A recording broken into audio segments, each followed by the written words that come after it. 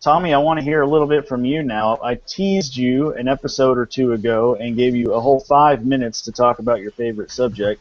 And I don't know if that's what you've got future plans for, but I'm hoping you're going to tell us a little bit about your squealers and the bacon I hope to buy one day. Uh, well, they certainly figure into our future plans.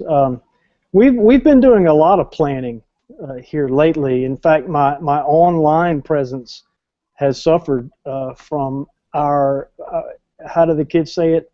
IRL presence in real life. We've been busy as beavers. We've got, if you've followed on YouTube, you see the community, our little twist on the community garden, and we've planted a bunch of peas out by the road that we're going to allow just whoever wants them to come and get them, and they're coming right along. We've planted some squash and some other things, but we really have been giving some thought and prayer lately to the future of Alderman Farms, and that it's really, I guess you could classify us, certainly a homestead, but also more of a hobby farm at this point. I've got a full-time job with a great company that takes very good care of me and my family, but eventually we want Alderman Farms to be a fully functional, self-sustaining, profitable farming venture. And certainly our American guinea hogs figure into that very prominently, because one of the things that we want to branch into in the next year or two, once we have enough pigs to do it with, is to sell pastured pork shares. We have to work out all the details, all the legalities of it. I know that I can't sell pork products. You have to have a USDA slaughter facility to be able to do that. But from what I understand, you can sell shares of a live animal, or sell an entire live animal and deliver that animal to the slaughterhouse of the customer's choosing, things of that nature. So that is very up near the top of our list of things that we're wanting to move into, and that got us to thinking about also moving into a small, not a huge, but a small, controlled in the sense of the size of the operation, pastured beef, moving into some Angus beef, selling just a handful a year, pastured poultry. We're looking into the feasibility of a vegetable CSA, community supported agriculture type arrangement, where people would sort of, and I know I'm not explaining this correctly, I haven't gotten all the logistics down, but it's almost like an investment in your farm, upfront cash to pay for fuel or whatnot. They come and help, and they get a share of vegetables every week for so many weeks, that kind of thing. We want to expand. We want to do some mushroom harvesting. Let me say this, and Jared, you know what I'm about to say. We've been involved in the last, I don't know how many weeks, with the Mississippi Sustainable Agriculture Network. Look them up on Facebook. I encourage you to do that. The Mississippi Sustainable Agriculture Network. There's also an Alabama network, I think, a Louisiana and maybe elsewhere. But they've been offering some free trainings on several Monday nights in September, back in August, July perhaps. And it's free training. You can Jared can explain maybe later that you can actually log in from home or work through video conferencing. You don't have to do what we normally do, is to go to our local county extension office, and they have it all set up already. But some of the things that we've been exposed to in the training has just really lit a fire under us, and one of them, not so much for Patti, but for me, is mushrooms. There are some folks in Mississippi who are just doing some amazing things with mushrooms, and I won't bore you with all the details, but from what they said, we think that there are places on our property that are likely to have plenty of mushrooms that we can start off with. So they do a lot with it, and so we want to do not necessarily a lot with any one thing, but a little bit with a lot of things to have a diversified farm.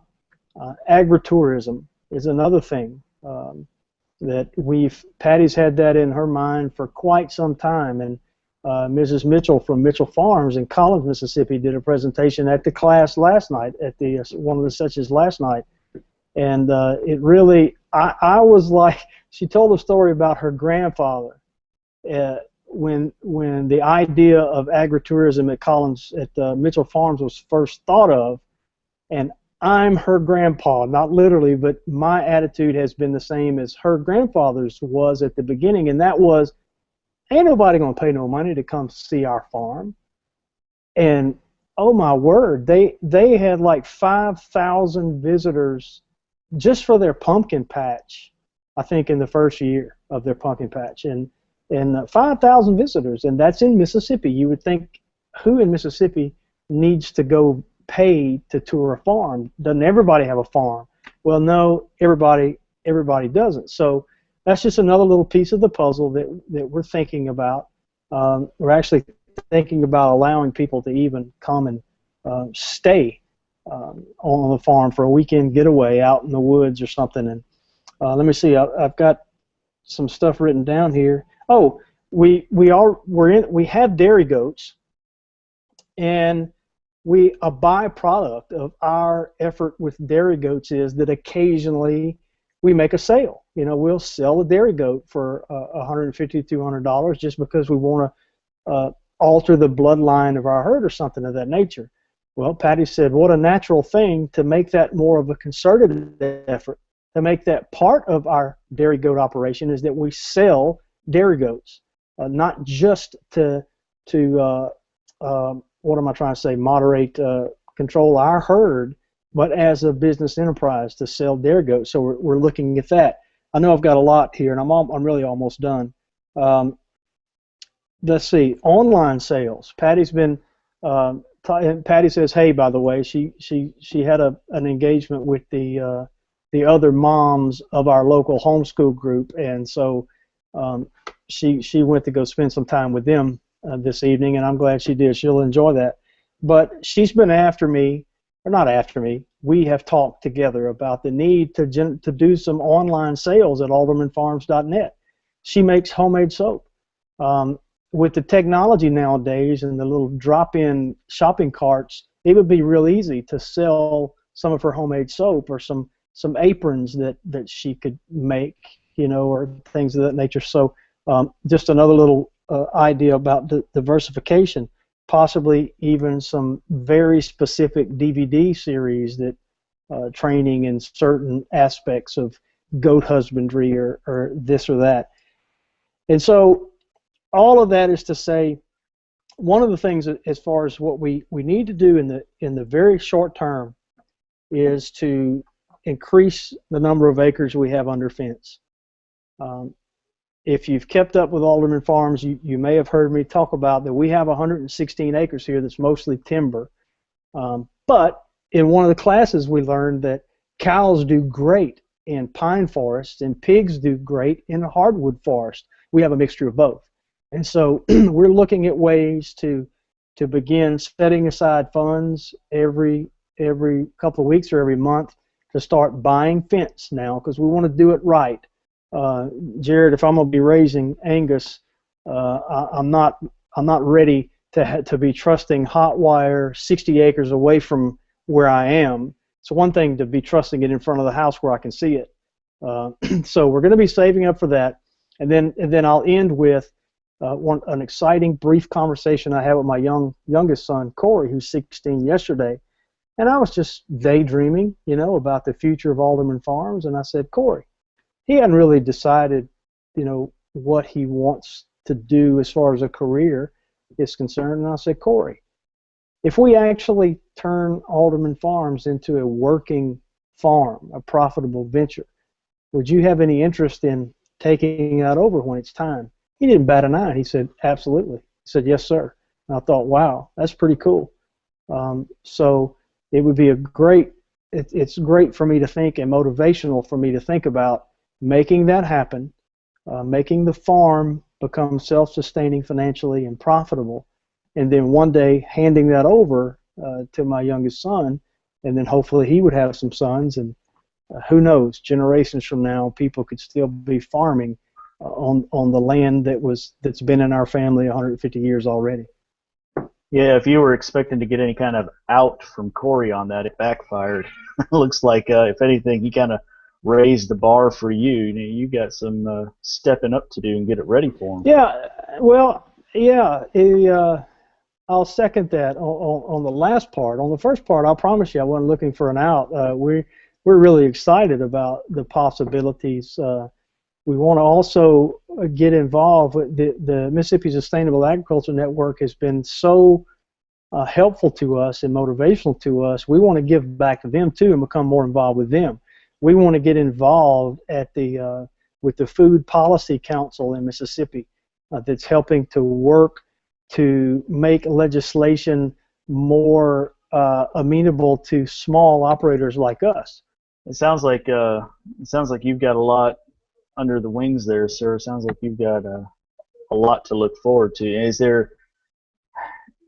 I'm guessing you're probably a lot like me. I guess most people, where each of these projects probably comes in stages, and you're constantly doing something toward each one of them. But in case there is there one project or one thing you're looking to get done first, or that's next, if you will? Well, yeah, the fence, and with the fencing we have both. I should say not both, but we have short-term goals, mid-range goals, and long-term. I'll start at long and work back. Long-term goal is to have the entire property fenced with quality fencing that will hold in the animals that we want to keep, namely cattle and pigs. So very specific type of fencing that is small at the bottom and so forth. And then of course, or I guess obviously the middle range goal is to have, let me go from the long range to the short. Long range, everything, the whole 116 acres fenced, or the whole that we have access to.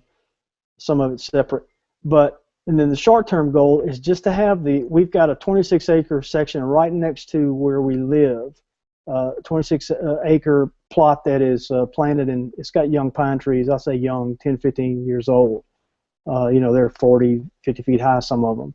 A lot of undergrowth in there, and that's goal number one, to have that fenced in, because just with just having that fenced in, we can do lots with. I failed to mention sheep. We're thinking about actually adding sheep to our operation as well. Probably not the wool type, but probably the hair type for meat.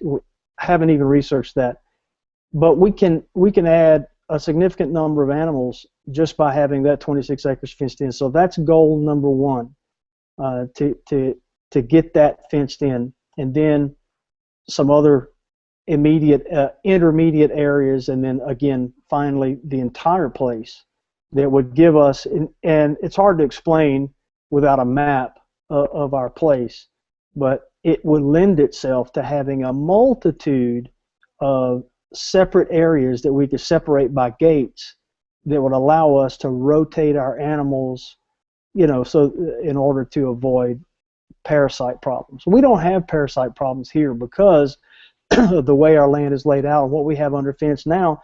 It's funny, our animals rotate themselves. They'll spend a certain amount of time in this patch and then walk around and go to the other place, and we hardly ever, it's rare that we have to worm anything, because we just don't, they rotate themselves. One thing I actually forgot to put on my list, and I can't believe that I missed it, and it's only in the very, very early stages of investigation, but I mentioned to you about, I think I did earlier, that in order to sell pork products or beef products or whatever, you have to have a certified slaughter facility or have them slaughtered at a certified slaughter facility. We're limited in our choices, especially when it comes to pork. I ran across a story online, I think it was, where a man in Nebraska had managed to obtain certification for a mobile slaughter facility. This was a beef slaughter facility, and it was huge. I think he could process like 10 head of cattle a day. I'm not interested in necessarily something that big. I'm looking into the possibility of smaller units. And anyway, just kicking around the idea that Alderman Enterprises, not necessarily Alderman Farm, but Alderman Enterprises, looking at the idea of actually coming up with seeing what it would take to have a mobile slaughter facility certified in the state of Mississippi first, and then possibly USDA. I know that there are when you're raising grass-fed critters, humanely treated critters, and then you have to haul them 100 miles away to be slaughtered. Yeah. It just hurts you. You know, it hurts your heart to have to put the animals through that, but also it affects the quality. You know, so if we could slaughter the animals right here on our property, and if we perhaps could provide the facility to go around through the state of Mississippi on the circuit, as it were, and provide slaughter facility and services for other farmers who think like we do, who knows? There may be a business venture that could work out there and solve two problems at once.